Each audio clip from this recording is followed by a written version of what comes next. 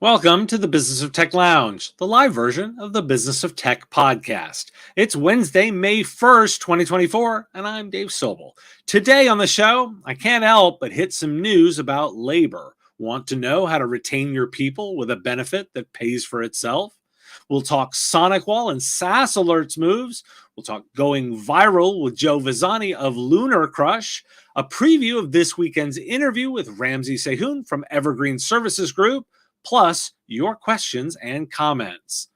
I want to thank Sales Builder, our Patreon sponsor, whose support makes this show possible. Focus on your IT sales workflow with the power of automation and visit them at salesbuilder.com. That's BUILDR.com.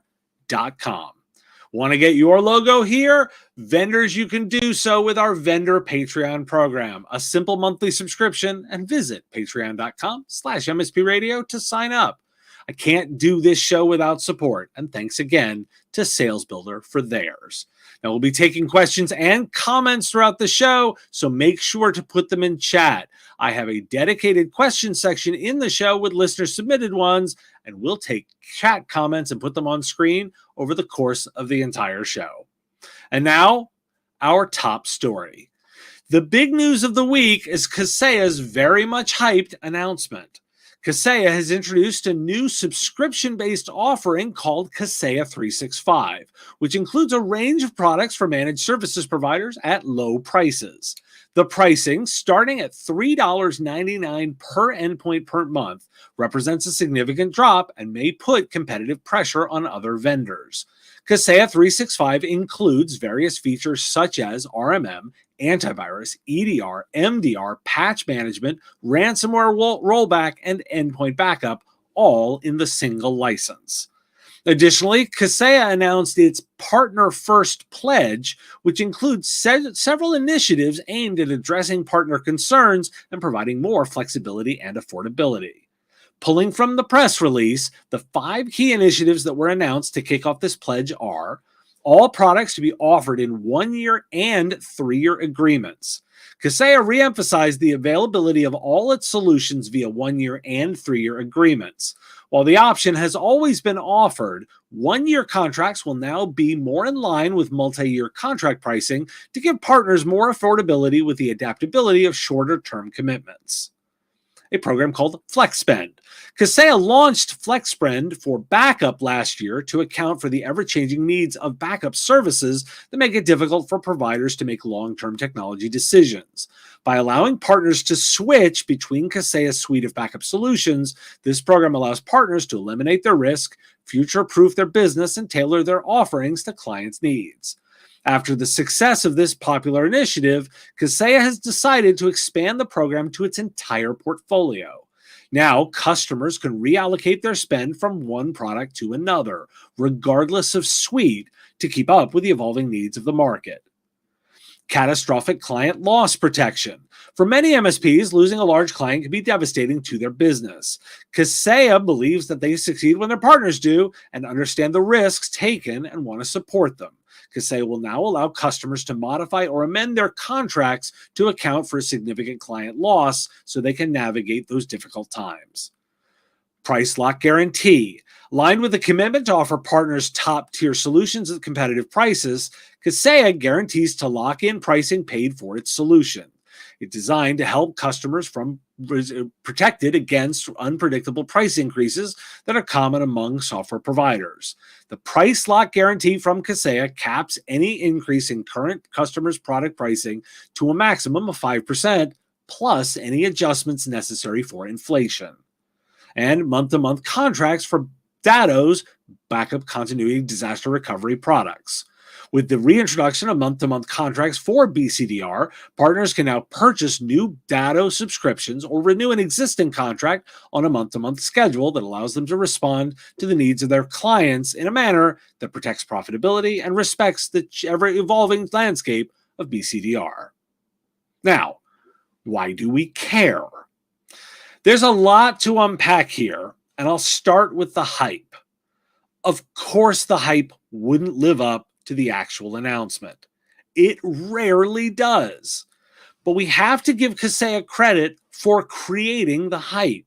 The company has been dropping hints for a while, and the lesson here is if you want buzz, you have to create it. We were paying attention to this announcement because of the buzz. Now, I'll get to overhype later. Let's talk impact. The price point is disruptive. Hidden in the announcement is an express license, which excludes MDR and costs $1.75 per endpoint. Now, that's not overblow the value, as I would hope that the tools are not driving prices for providers, and there's a healthy margin to be found in services, period. Kaseya contends that the average Kaseya 365 subscriber will experience an immediate 30 to 50% profitability bump on each endpoint they manage, despite wrapping more services around that device than they probably do today. If that happens to you, you've already priced wrong. It shouldn't be that impactful. That said, it's impactful on other vendors. Other vendors will now have to respond to that. Additionally, let's note Kaseya has responded to criticism. It's really easy to hate on the company. We do have to acknowledge when they announce changes. I was never expecting them to go on an apology tour. This is probably the closest we get to that version, as these policy changes appear to be an indirect response to the community's criticism. Now, let's note that what is a well-packaged, easy-to-deliver solution is client loss protection. That's easy to put together. Lose a big customer, you get an adjustment to your bill. It isn't a difficult benefit to offer, yet it's still savvy and well-positioned. It identifies a key pain point and it addresses it. In fact, the entire announcement is, while overhyped, a response to customer pain points. Now, Kaseya is offering that MSPs could cut their prices to be more aggressive. I'm going to boldly say, don't do that. Like, really, don't do that. Please don't do that. Don't take pricing advice from a software product company, because their structure and a services structure are very different. Just don't do that. That said, they are putting pressure on their competitors with this move.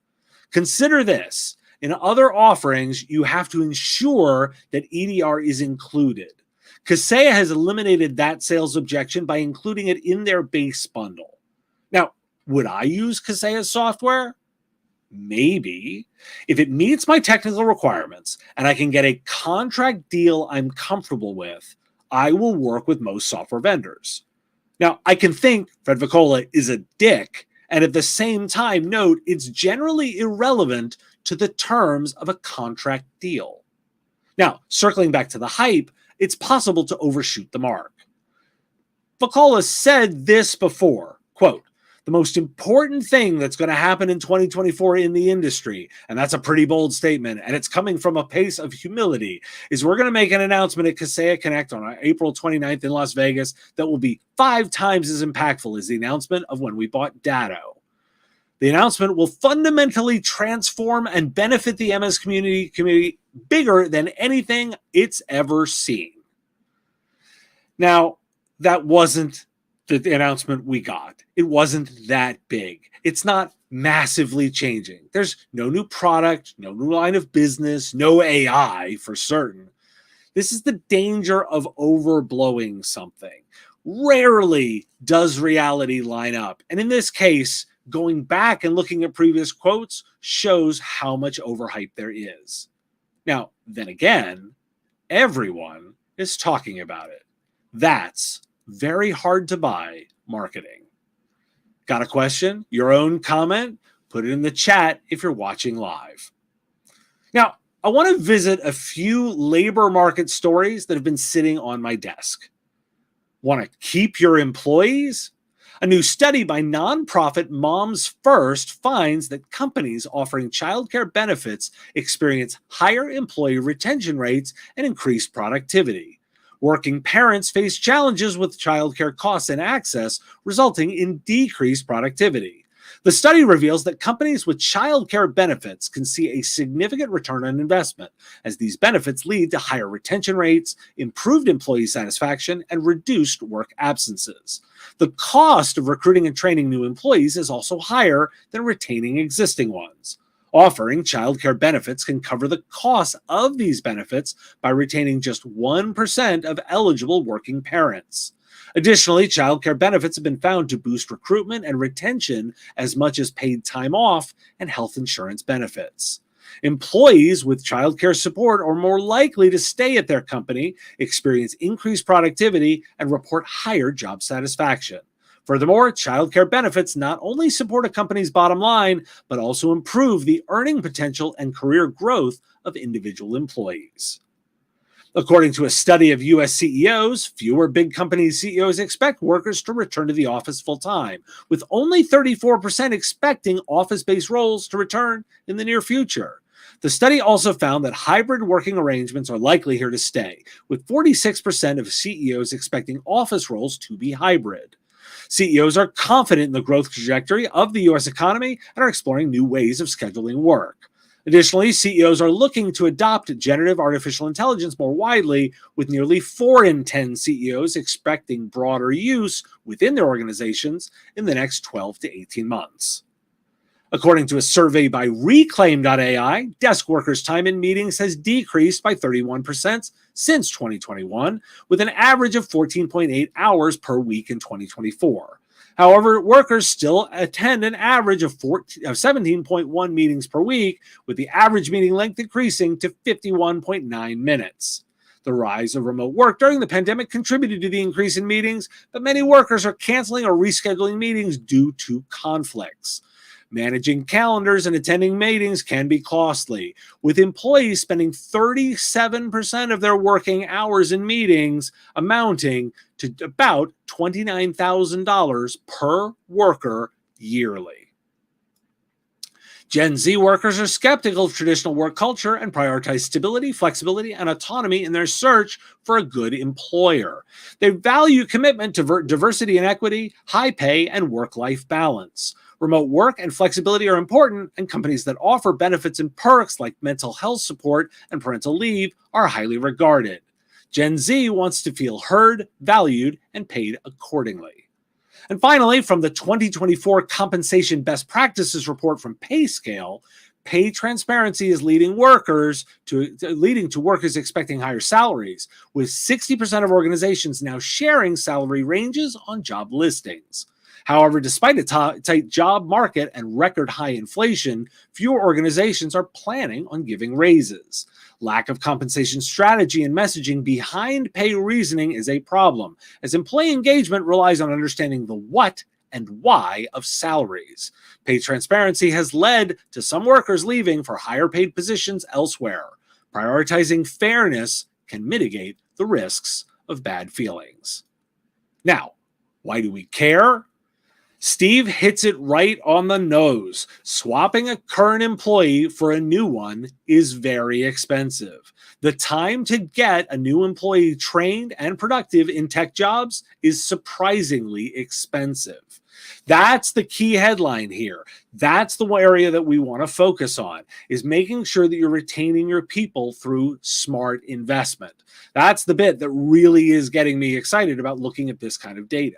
I was intrigued really to see that the idea of childcare benefits could make such a difference and saw such increases in retention.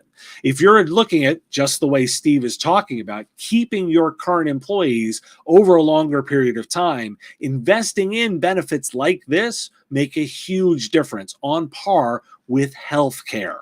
That's the big headline that we want to talk about and think about as business owners, and that's why we care. Now, a reminder, we continue to take questions, and I've got one. We'll bring that up during our question session, and I do watch the chat. Thanks, Steve, for contributing, and anyone else who wants to weigh in, put those comments right in the chat. Now, last weekend, I had Joe Visani on. He's the CEO of Lunar Crush. Let's do a quick recall from that interview. You look at this a lot. Help me understand the dichotomy here of viral versus consistency, because the traditional idea in marketing is always the idea of, look, a good consistent message over time gets heard. You know, we hear all of the folklore myths of like, oh, it's 7 touch points before a customer remembers you, those kinds of things. But the real message there is about deliver a consistent message over time so that it's heard, versus a viral impact. Everyone, there's this idea of chasing a single viral impact where that's going to make the difference. But you've looked at the data. Talk me through, like, what is the right way to approach this and think about the outcome that you want? It's a little bit of both, I would say.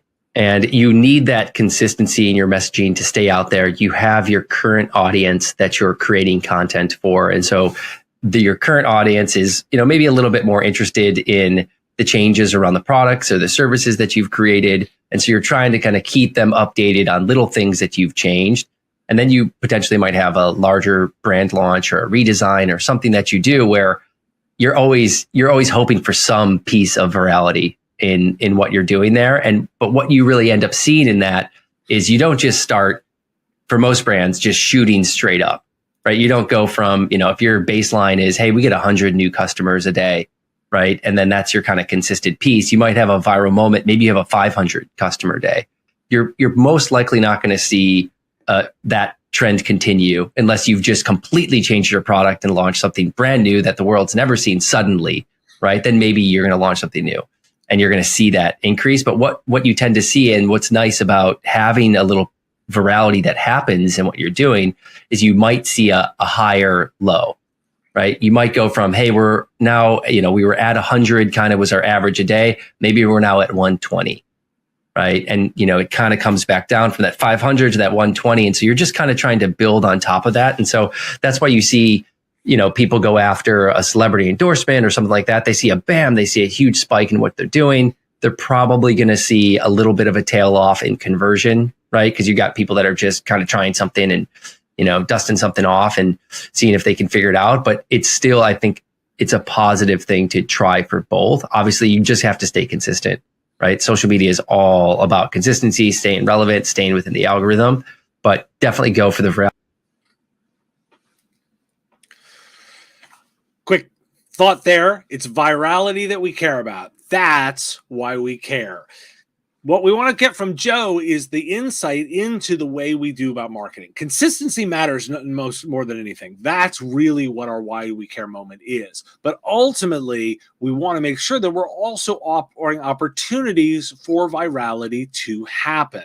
That's the other side of this. In fact, that's almost thematic for the day. If we think about what we were talking about with Kaseya and their interest in developing buzz, they made sure there were opportunities for virality to happen with what they were talking about. In fact, I'll point out that there's already memes from their announcement this week. Are they all positive? Not necessarily, but that's the point of generating buzz, is putting it into a way where your listeners, your fans, can do something to create that buzz on their own. And ultimately, that's the thinking around, which answers the question of why do we care?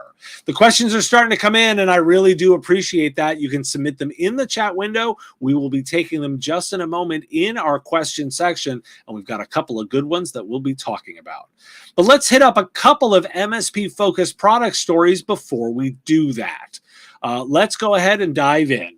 SonicWall has expanded its cybersecurity portfolio with managed security services and cloud edge security solutions for MSPs and MSSPs. The company will showcase these solutions and its cybersecurity management platform, Sonic Platform, at the RSA Conference 2024. Sonic Platform offers a unified interface for managing SonicWall products, streamlining management tasks, and providing deep product integration. It's especially beneficial for MSPs and MSSPs, enabling them to effectively manage multiple client environments and automate key tasks. Sonic Platform serves as a centralized hub for managing client resources, providing comprehensive insights, and enhancing security management and efficient inventory management. SaaS Alerts has announced MSP Shield, a new offering that provides managed services providers with free access to the SaaS Alerts platform for up to a year. MSPs can use the platform to protect their own cloud-based business applications and internal tools. Additionally, SaaS Alerts has achieved ISO 27001-2022 certification, demonstrating its commitment to information security. The platform uses machine learning to detect and respond to cybersecurity threats, and it supports popular SaaS application and MSP tools. MSP Shield is now available to the MSP community. So why do we care? Working backwards, SaaS Alerts is looking to be disruptive, which is what is essentially a much longer trial period. It's clever. I'll leave it to you to consider if you need the platform. Today clearly is about thinking differently with pricing to make customers take action. MSP platform plays appear to be the continuing theme today. Eliminating vendor complexity is the comment of what I keep hearing, and that's what's systematic to what's going on with SonicWall 2. Every vendor wants you to buy into their major platform, and that appears to be the trend that we're noticing.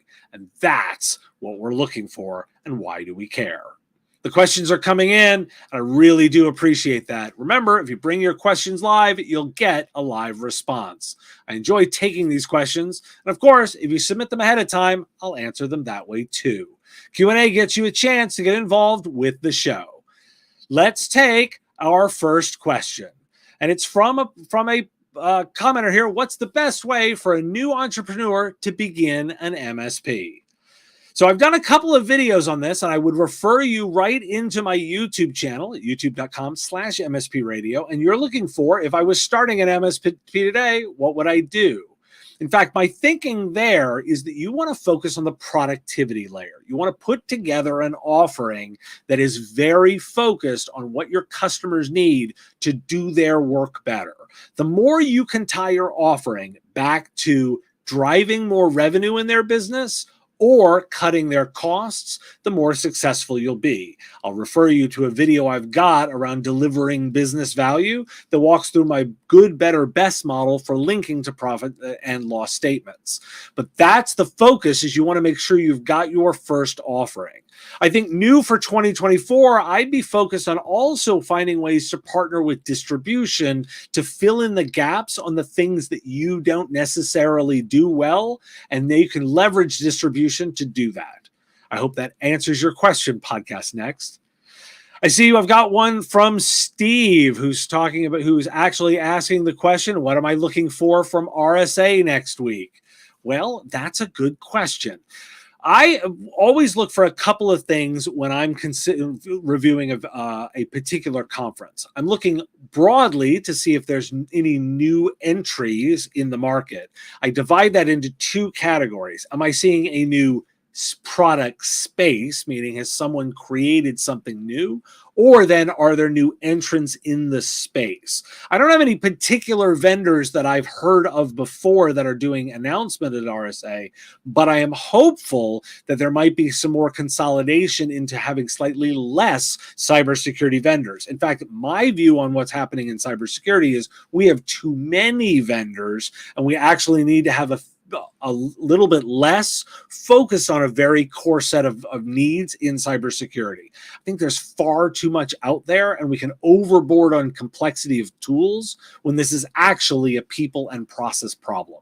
So for me, that's kind of what I'm looking for. You also asked, I also noticed that you asked about the Mom Study providing numbers about numbers of employee or cost.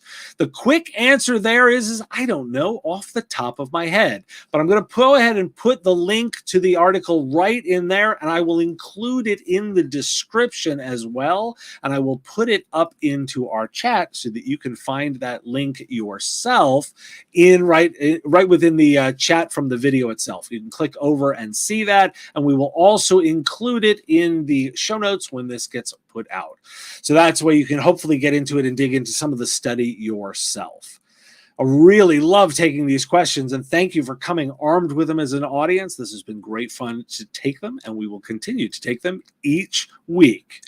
Now, this weekend, I've got an interview with Ramsey Sehun, who's one of the co-founders of Evergreen Services. Let me give you a preview of our discussion.